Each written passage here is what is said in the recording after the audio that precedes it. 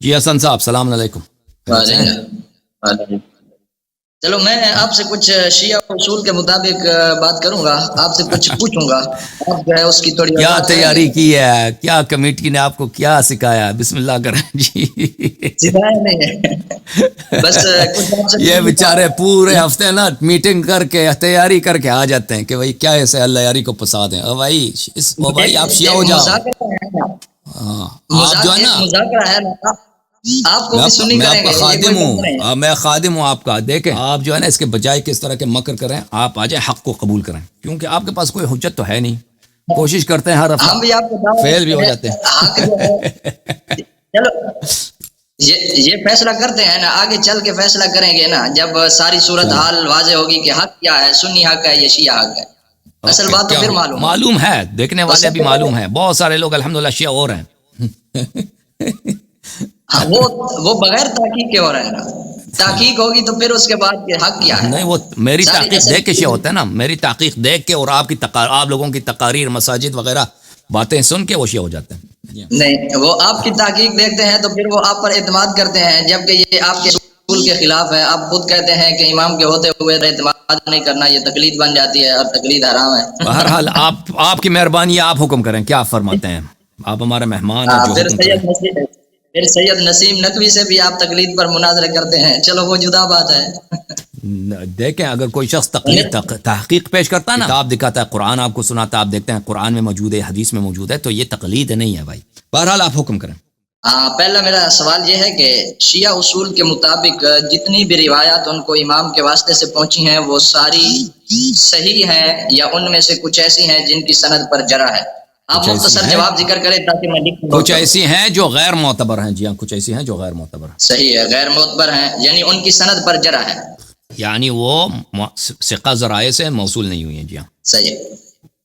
تو دوسرا میرا سوال یہ تھا کہ جو روایات جن کے بارے میں آپ کہہ رہے ہیں کہ غیر معتبر ہیں، ان پر جو جرح ہے وہ معصوم کی ہے، معصوم امام کی جرح ہے یا غیر معصوم کی؟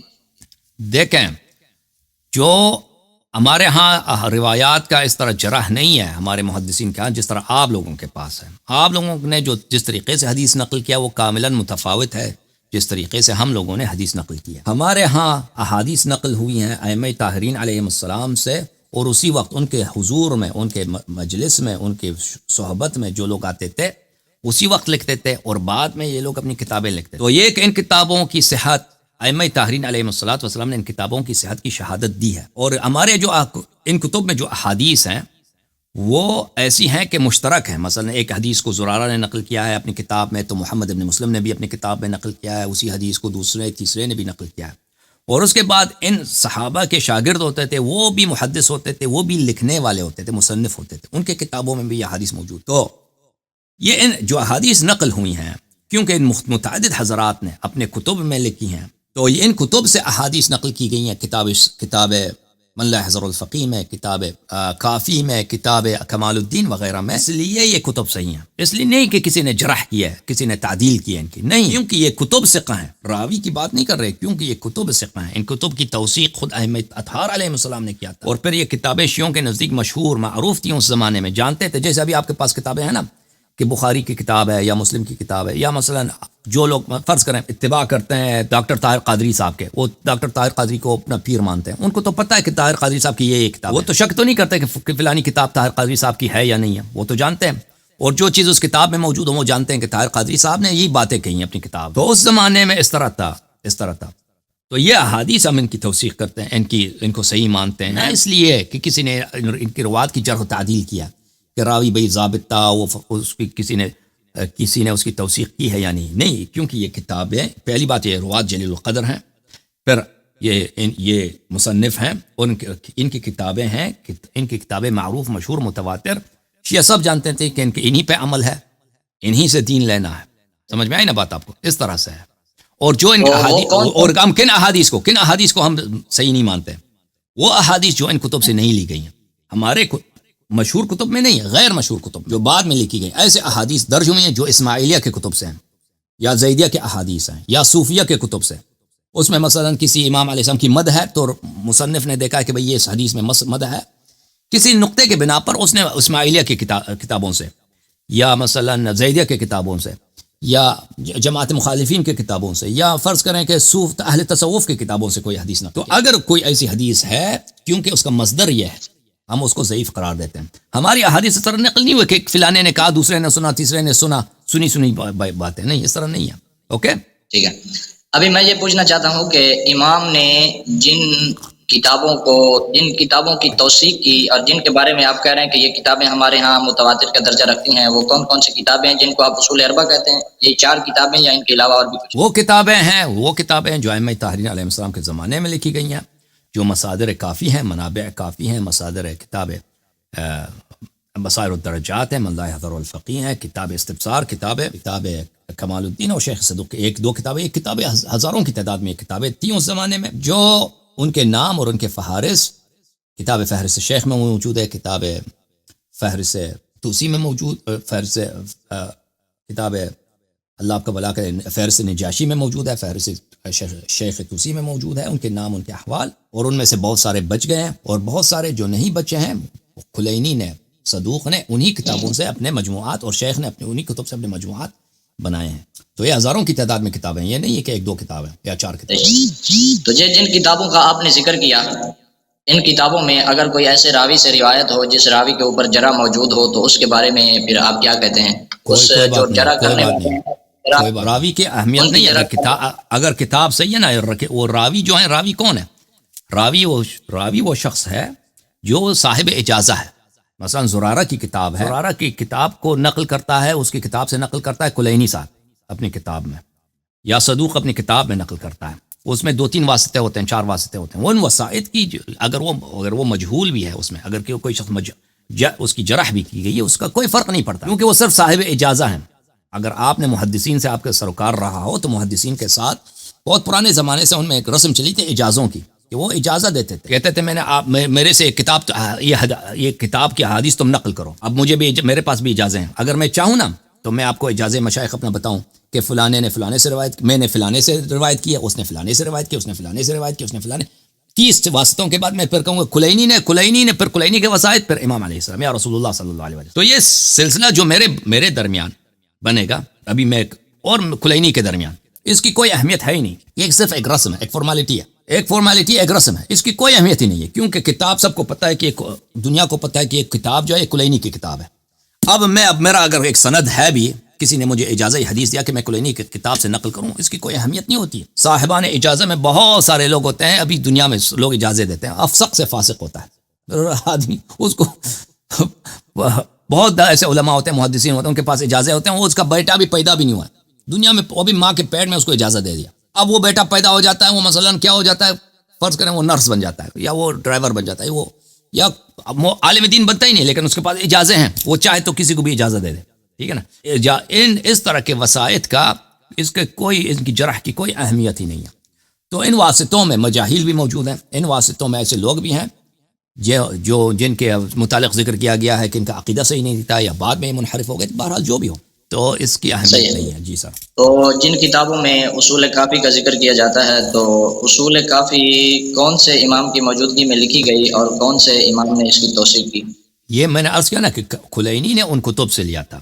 کلینی نے ان کلینی جو تھے، ہاں کلینی کی وفات ہے سنت 320 ہے، اس طرح 29 میں، ہاں 329 میں، ہاں اس طرح کیا ان کی وفات. تو یہ انہوں نے جو کتاب لکھی ہے، انہوں نے جو کتاب لکھی ہے لیکن اس زمانے میں انہوں نے جن کتابوں سے نقل کیا، جیسے صدوق صاحب نے اپنی کتاب نقل کیا، انہی مصادر سے کہ بے پناہ ان کے پاس ہزاروں کی تعداد میں کتاب حدیث تھے، تو ان کتابوں سے نقل کیا. ٹھیک ہے نا. تو کلینی کی جو اپنی کتاب ہے اس طرح نہیں ہے کہ کسی امام علیہ السلام نے اس کی تصدیق کی ہو، لیکن کلینی کے متعلق سب شیعہ کہتے ہیں، شیعہ علماء، شیعہ محدثین کا یہی ہے، وہ خود بھی کہتے ہیں کہ میں صرف صحیح احادیث لاؤں گا. اور ان کے پاس اس زمانے میں یہ کتابیں ان کے پاس تھیں، اور بہت سارے مختلف طرق سے وہ اجازات ان کے پاس بہت ہیں، ان سے نقل کرتے. تو کلینی کے جو مصادر ہیں وہ سب کیا ہیں؟ ثقہ ہیں اور موثوق ہیں. جی. تو کلینی کے جو مصادر ہیں وہ مصادر امام کی موجودگی میں لکھے گئے، اور جب آگے کلینی نے نقل کیا تو ان مصادر سے نقل کیا، تو نقل کرنے میں یہ تو اکیلا ہوا. اب آپ کا سوال کے جواب بہت دے دیا. اب شیعہ مذہب کے اصول بتا دیا آپ کو. اب آپ کا اپنا چال کیا ہے نا، جو آپ کا اصلی جو ہدف ہے لوگ بھی سن رہے ہیں نا، ان کا بھی آگے ٹائم ہے کریں بھائی، صرف میرا ٹائم تو نہیں، عوام کا بھی ٹائم ہے. ایسا آگے ساری باتیں کریں گے نا. تو یہی پوچھنا چاہتا ہوں کہ جب کلینی نے نقل کیا اور پہلے مصادر سے انہوں نے نقل کیا اور انہوں نے کہا میرے پاس امام کی طرف سے آنے والے وہ مصادر موجود تھے، تو اس صورت میں تو یہ اکیلے ہوئے اور ان کی کتاب کی کسی نے توثیق بھی نہ کی. نہیں، تو سب پھر شیعہ ان کی محدثین، کتاب سب شیعہ کسی نے کیوں توثیق نہیں کی؟ سب شیعوں کا عقیدہ یہ ہے کہ اصح الکتب، شیعوں کے نزدیک سب سے جلیل ترین اور سب سے بہترین کتاب محمد ابن یعقوب کلینی کی، اور وہ خود بھی شہادت دیتے ہیں، اور اس میں کسی قسم کا اس طرح نہیں ہے کہ یہ مسئلہ اختلاف کسی نے شہادت نہیں دی. آپ کی بات غلط ہے. انہوں نے انہی مصادر سے نقل کیا ہے، اور وہ خود بھی اس بات پہ شیعوں تصریح کے کرتے ہیں، اور دوسروں نے بھی تصریح کی. کسی امام نے تو اس کی توثیق نہیں کی نا، یا کسی امام نے بھی کی ہے؟ نہیں، وہ تو متاخر تھے، ائمہ علیہ السلام کے زمانے سے قلیل متاخر تھے، یعنی حضرت امام حسن عسکری علیہ الصلوۃ والسلام سے یہ کچھ متاخر تھے، ان کے غیبت سے، ان کی شہادت سے. جی پھر بھی کیونکہ غیر معصوم ہے، اور غیر معصوم کی جو بھی بات ہوتی ہے اس میں احتمال خطا پایا جاتا ہے. اچھا، احتمال خطا تو میں ان کا بھی ان کی توثیق ہے، میں ان کی توثیق معصوم سے دکھاتا ہوں. چلیں کوئی بات، ان کی توثیق تاکہ بالکل آپ کی جو ہے شکوک رفع ہو جائیں. ایک منٹ میں آگے چلیں گے. نہیں، میں کتاب لے کے آتا ہوں. ایک منٹ بھائی، ایک منٹ میں کتاب لے کے آؤں. کلینی کی توثیق، کلینی صاحب کی توثیق، یہ کتاب ہے اختیار و معرفت الرجال المعروف برجال الکشی. آپ کے پاس تو حدیث کی صنعت، حدیث میں تو کوئی حدیث نہیں ہے نا. آپ لوگوں کے پاس جو آپ لوگوں نے اصول بنایا کہ حدیث صحیح کی تعریف یہ ہے، اس میں اس طرح ہونی چاہیے، اس طرح انقطاع نہیں ہونی چاہیے، جتنے مثلا یہ حدیث اس طرح ہے اس طرح ہے. اگر کسی نے شہادت دی کہ بھائی ثقہ ہے تو اس کی حدیث صحیح ہوتی ہے، اس میں تو آپ کے پاس کوئی بھی حدیث نہیں ہے نا. آپ لوگوں نے خود بنا دیا وہ سب. ہمارے پاس تو ہے نا اختیار معرفت الرجال. اتنے اصول بنا دیا آپ کے محدثین نے، اتنے اصول اور سخت اصول. کسی کو ان کو خود بھی سمجھ نہیں آتا. کسی حدیث کو اگر ضعیف بنانا تو اس کو ایک اصل کو لے کے آتے ہیں، اگر اسی حدیث کو اگر ان کی دل کرے نا کہ اس کو ضعیف بنا دیں، دوسرا اصل لے کے آتے ہیں، اس کے روح سے اس کو ضعیف بنا دیتے ہیں. بہرحال یہ کتاب اختیار معرفت الرجال المعروف برجال الکشی، مرکز نشر آثار العلامہ المصطفی، کتاب یہ ہے بھائی، ٹھیک ہے نا. یہاں پر صفحہ نمبر 529 میں یہ باب ہے فی احمد ابن ہلال العبرتائی والدہقان عروہ. یہاں پہ یہ حدیث نمبر ہے 1020. اس کے ذیل میں ملاحظہ فرمائیے. فَإِنَّهُ، امام علیہ الصلاۃ والسلام نے فرمایا، امام علیہ السلام نے لا عذر لأحد من موالينا في التشكيك فيما يؤديه عنه ثقاتنا بأننا نفاوضهم سرنا ونحمله إياه إليهم وعرفنا ما يكون من ذلك إن شاء الله تعالى. کسی بھی شیعہ کو یہ حق نہیں ہے کہ ہمارے ثقات جو ہم سے حدیث نقل کرتے ہیں اس میں شک کریں، ٹھیک ہے نا. تو کلینی ثقہ ہے، اس کی توثیق بہت واضح ہے شیعوں کے نزدیک، بہت شہادت ہیں. کلینی ثقہ ہے. امام علیہ الصلوۃ والسلام نے فرمایا ہے کہ جب ہمارے ثقہ آپ کو حدیث نقل کریں تو آپ کو اجازت نہیں ہے کہ ان کے حدیث میں آپ شک کریں. ختم بات. یہ کلینی کی توثیق. مزید بولیں اس کی پوری کتاب. یہ جو آپ نے توثیق جس کتاب سے پڑھی رجال کشی سے، یہ کب لکھی گئی اور اصول کافی کب لکھی گئی اور کلینی کا زمانہ کب تھا؟ تو ان کے درمیان میں جو سند ہے وہ کون؟ کوئی بات نہیں، امام علیہ الصلوۃ والسلام سے مروی ہے، ہم شک نہیں کرتے. مزید کوئی سوال ہے؟ بخاری کب لکھی گئی ہے؟ میں نے یہ پوچھا کہ بخاری کے مصادر کیا ہیں؟ بخاری کے مصادر کیا ہیں؟ اس سے بات کرو نا بھائی صاحب. میں نے آپ کے سوال کے جواب دیا نا. اب آپ کے دل میں کیا ہے میں اس کو نہیں جانتا. میں آپ کے سوالوں کا جواب دے دیا نا. آپ تو ایک مقدمہ بنا رہے ہیں وہ اپنے فن ڈالنے کے لیے. ٹھیک ہے، اپنا جو آپ کی چال ہے، جو آپ کی مکر ہے وہ کر لیں، لیکن اپنی مکر کی طرف آ جائیں بھائی، زیادہ ٹائم نہ دیں پلیز. ایک طرف کلیئر کر لیتے ہیں، پھر آپ مجھ سے بالکل سوال کر سکتے ہیں. میں آپ کو اجازت دوں گا، انشاءاللہ ہر سیشن میں آپ سے بات ہوتی رہے گی اور سارے اصولوں پر بات کریں گے. ہر اپنے استاد کو لے کے آؤ نا، اپنے استاد کو لے کے آؤ تاکہ اس سے بات ہو نا. وہ تو چپ جاتے ہیں، آپ کو سکھا کے بھیج دیتے ہیں. اللہ تعالیٰ کا اصول جدا رہا ہے نا، وہ چڑیوں سے باز مرواتا ہے اور چھوٹے چھوٹے معصوم پرندوں سے بڑے بڑے شکار کرواتا ہے. اس کا اصول جدا. اچھا، اللہ نے تو یہ کام نہیں کیا نا. اللہ نے تو آپ کو نہیں بھیجا نا، آپ کے اساتید نے آپ کو بھیجا، مولویوں نے بھیجا. اللہ سے نسبت نہ دیں، اللہ سے نسبت نہ دیں. اچھی بات ہے. اپنا اصلی سوال کریں یا مجھے دوسرا کالر لینے دیں. بھائی بات آپ کی بہت ہو گئی. اصلی سوال کر رہا ہوں نا. میں نے کہا کہ یہ جو آپ نے توثیق پیش کی ہے اور رجال کشی سے پیش کی، تو رجال کشی میں جو توثیق پائی گئی ہے اس کی کوئی سند ہے یا اس میں بھی جتنے راوی ہیں غیر معصوم ہیں؟ جی، راوی غیر معصوم ہے. اور غیر معصوم کی صورت میں کسی صحیح بات کو سمجھنے کے لیے میرے بھائی یہ ضروری نہیں ہے کہ وہ معصوم ہو، ٹھیک ہے نا، معصوم ہو. اگر وہاں پہ قرائن ہے، شواہد ہے، یہ بات صحیح ہے. اب دنیا میں انسان بہت باتیں سنتا ہے، وہ سب کی باتیں ہم سنتے ہیں غیر معصوم ہوتی ہیں، کہنے والے غیر معصوم ہوتے ہیں. ابھی آپ نے ٹی وی کھول دیا، ٹی وی میں لوگ کہتے ہیں کہ بھئی امریکہ میں یہ ہو رہا ہے، فرانس میں یہ ہو رہا ہے، یہ سب غیر معصوم ہے، لیکن اس کا مطلب یہ نہیں ہے کہ آپ وہ سب باتیں غلط ہیں، آپ ان پہ کسی پہ اعتماد نہیں کر سکتے۔ بہت دفعہ ہوتا ہے، قرائن ہوتے ہیں، شواہد ہوتے ہیں، ضروری نہیں ہے کہ اس کے بولنے والا، ابھی میں آپ سے بات کر رہا ہوں، پھر ایک چیز کی خبر دیتا ہوں، بہت سارے لوگ وہ قرائن شواہد دے کر وہ یقین کرتے ہیں کہ میری بات صحیح ہے۔ تو اس طرح نہیں ہے کہ اگر کوئی آپ صرف معصوم ہی کی بات سن سکتے ہیں، اور کوئی غیر معصوم کوئی بھی جملہ آپ سے کہہ دے وہ اس کی کوئی ویلیو نہیں ہوتی، اس طرح نہیں ہے میرے بھائی، اس طرح نہیں ہے۔ ہم نے طاعت صرف معصومین علیہم الصلوۃ والسلام کی کرنی ہے، طاعت صرف معصومین علیہم الصلوۃ والسلام کی کرنی ہے، لیکن جو اخبار آتے ہیں، جو نیوز آتے ہیں، جو نیریشنز ہوتے ہیں، یہ ضروری نہیں کہ ان کے روات معصوم ہوں، ان کے راوی معصوم صحیح ہے، ٹھیک ہے نا۔ اب ٹھیک ہے، بس یہ پوچھنا چاہتا تھا کہ رسول اللہ صلی اللہ علیہ وسلم بھائی معصوم ہے، وہ جو بھی کہیں ان کی اتباع کرتے ہیں۔ اب کیوں اب ہم پیغمبر کو ہم تو نہیں دیکھتے نا، پیغمبر کو تو نہیں دیکھتے، اگر کوئی خبر ہمیں آ جائے، ان سے آ جائے، یقین ہو جائے، نہ یقین ہو جائے کہ یہ صحیح ہے، تو اس پہ عمل کریں گے۔ اوکے، کیا بات ابھی بتاؤ، فلم آپ کا فلم کیا ہے، اصلی فلم؟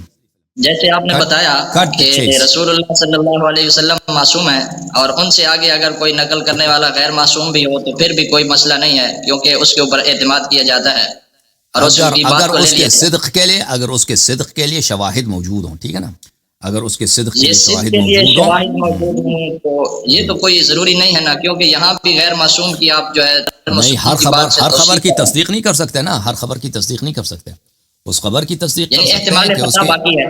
ہاں جی ہاں، بالکل احتمال خطا باقی ہے، اور جو تصدیق کرے گا وہ تو یا تو اس زمانے میں امام موجود ہو اور امام معصوم خود تصدیق کرے، یا رسول پیغمبر موجود ہو۔ بھائی صاحب ختم بات، آپ کا وقت ختم ہے بھائی، آئیے اپنا اصلی بات کرو۔ نہیں، اس طرح نہیں ہوتی بھائی، میں فضول وقت نہیں ہے، فضول وقت نہیں ہے، اپنی اصلی استدلال کرو میرے عزیز، اپنے اصلی استدلال کرو، اصلی استدلال کرتا ہوں، یا میں چلا جاؤں گا دوسرے ٹائم کو لے، وقت ضائع کر رہے ہو بھائی، کافی ہو گیا بھائی، بچوں کا کھیل ہے، بچوں کا کھیل ہے۔ ابھی اصل سوال کی طرف دیکھیں، اصل سوال کی طرف ابھی آیا ہوں، آپ میری بات سنیں غور سے تو کرو، یہی تو التماس سے آپ سے 10 دفعہ آپ سے کہہ رہے ہیں کہ اصلی سوال اپنا کرو، مجھے مجبور نہ کرو کہ میں آپ کا کال کاٹ کے دوسرا کال لے لوں نا، یہ اچھی بات نہیں ہے، ہم پہ ظلم نہ کرو، ہمیں اچھا نہیں لگتا کہ ہم آپ کو کاٹ لیں۔ میں آپ سے ایک پیار محبت سے بات پوچھ رہا ہوں، پھر اس کے بعد آگے آخر میں سارے سوال ترتیب سے کر رہا ہوں۔ ٹھیک ہے، پوچھ لو اپنا اصلی سوال۔ ہاں، میں نے یہی پوچھا، میں نے کہا کہ آپ نے کہا ہے کہ ایسی خبر ہے کہ جس کی کوئی دوسرے ذرائع سے یعنی اس کی سچائی معلوم ہو سکے، تو جو دوسرے ذرائع سے سچائی معلوم ہوگی، جب امام بھی موجود نہ ہو اور اللہ کا پیغمبر رسول بھی موجود نہ ہو اور غیر معصوم جو بھی روایت کرے گا، تو دوسرے ذرائع سے جو اس کی سچائی معلوم ہوگی تو وہ بھی سچائی کو بیان کرنے والا وہ بھی تو غیر معصوم ہوگا، اس میں بھی تو احتمال خطا باقی ہے، اور جب احتمال خطا باقی ہے، نہیں احتمال نہیں ہے نا، احتمال نہیں ہے، جب میں آپ نے توجہ نہیں دی، دیکھیں ہمارے احادیث، اگر کوئی ایسی حدیث ہو کہ اگر اس میں احتمال خطا ہے تو آپ کو نہیں کہہ سکتے کہ اللہ اور رسول صلی اللہ علیہ وسلم کا قول ہے، ہمارے احادیث جیسے میں نے عرض کیا کہ آپ نے توجہ نہیں دی بھائی، آپ نے توجہ نہیں دی، ایک حدیث زرارہ نے نقل کیا ہے، ایک حدیث زرارہ نے نقل کیا ہے، ایک حدیث محمد ابن مسلم نے نقل کیا ہے، زرارہ کے شاگرد نے بھی اس کو نقل کیا ہے، ٹھیک ہے، محمد بن مسلم کے شاگردوں نے بھی، وہ بہت سارے، تو کیونکہ یہ احادیث ایک بات شیعوں میں مشہور ہے کہ شیعہ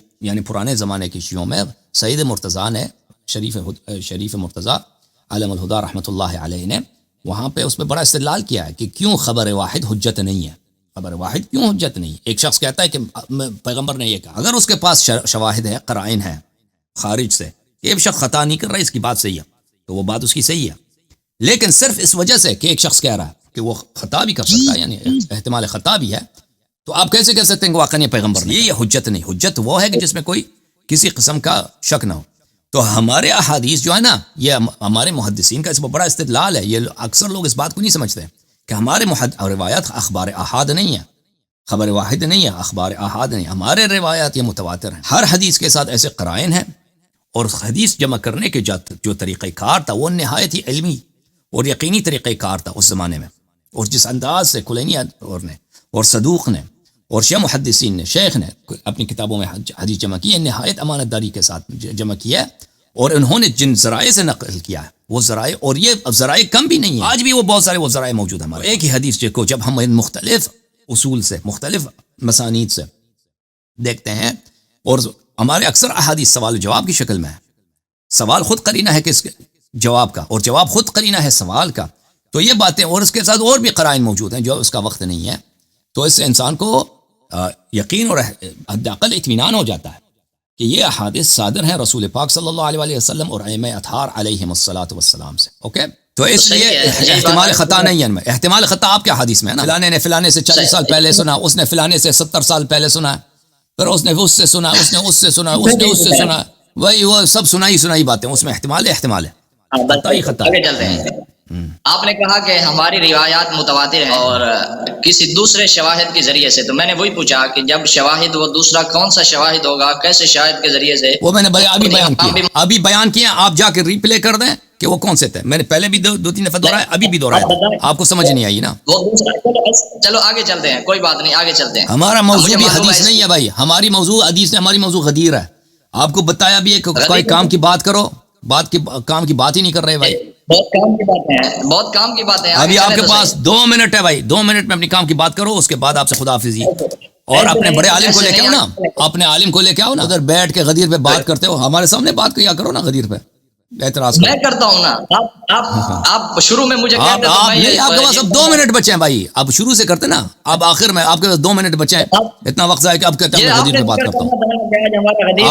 آپ اپنے عالم کو لے کے آؤ نا، آپ اپنے بڑے عالم کو لے کے آؤ، وہ 10 گھنٹے ہم سے بات کرے، جو شرط رکھتا ہے ہم اس کی شرط قبول کرتے ہیں. آپ اس کو لے کے آؤ.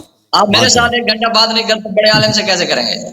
آپ کو اتنا تحمل کیا نا، آپ کو اتنا میں نے اور ہمارے دیکھنے والوں نے آپ کو تحمل کیا، صبر برداشت کیا، بہت برداشت کیا آپ کو. تو اس سے آگے میں ایک سوال پوچھتا ہوں کہ جو امام ہیں وہ نبی علیہ الصلوۃ والسلام سے شریعت کو نقل کرنے والے ہیں یا نئی شریعت لانے والے؟ وہ نبی کریم صلی اللہ علیہ وآلہ وسلم، ان کے پاس جتنا بھی حلال و حرام ہے وہ رسول پاک صلی اللہ علیہ وآلہ وسلم سے. البتہ بعض ایسے احکام ہیں جو صرف رسول پاک صلی اللہ علیہ وسلم نے ان کو دیے ہیں. رسول پاک صلی اللہ علیہ وسلم کو دوسرے ان کے پاس نہیں آئے سیکھنے کے. دوسرے جو تھے صحابہ وغیرہ، ان کو زندگی میں ان باتوں کی ضرورت بھی نہیں تھی، یا ان کو تمنا بھی نہیں تھا، وقت بھی نہیں تھا، اور یا وہ اہل نہیں تھے کہ رسول پاک صلی اللہ علیہ وسلم ان کو سکھائیں.